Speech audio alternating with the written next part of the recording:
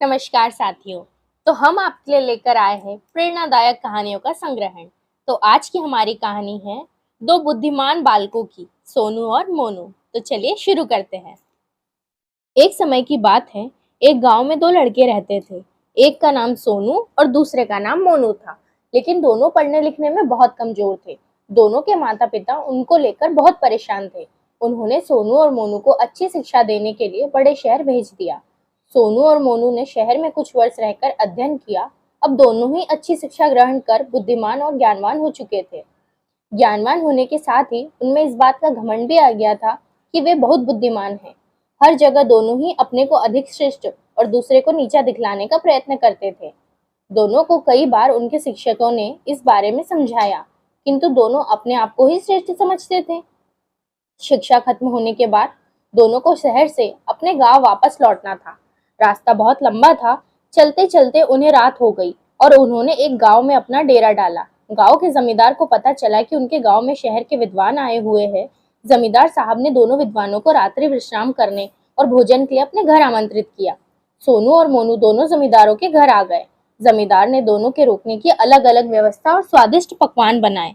जमींदार पहले सोनू के पास गया और हालचाल जाना। जमींदार पहले तो सोनू से बहुत प्रभावित हुआ, किंतु अपने घमंड और मोनू को नीचा दिखाने के लिए सोनू जमींदार से बोला, मोनू तो नाम का बुद्धिमान है, इतने दिन शहर में रहकर भी वह कुछ नहीं सीखा, अभी भी गधा ही है। सोनू की बातें जमींदार को अच्छी नहीं लगी। सोनू से मिलने के बाद वह मोनू से मिलने गया। मोनू ने भी सोनू की तरह ही बातें की और कहा, सोनू को कोई ज्ञान नहीं है, वह तो बैल है जिसे कुछ नहीं आता। जमींदार दोनों से बहुत निराश हुआ और कुछ देर पश्चात उसने सोनू और मोनू को भोजन के लिए बुलाया। दोनों भोजन के लिए आए। जब दोनों को थालियां परोसी गई तो थाली में घास और भूसा था। थालियां देखकर दोनों जमींदार पर क्रोधित हुए। बोले, आपने हमें यहाँ बेइज्जत करने बुलाया है?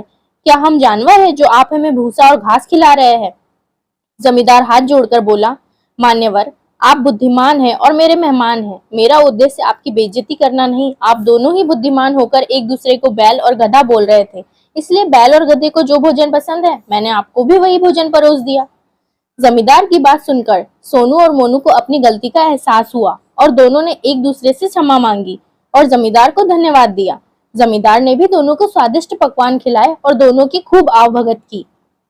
इस कहानी से हमें शिक्षा मिलती है, कोई कितना ही बड़ा विद्वान क्यों ना हो, अगर दूसरे को नीचा दिखलाने का प्रयत्न करता है तो उसे भी नीचा ही देखना पड़ता है।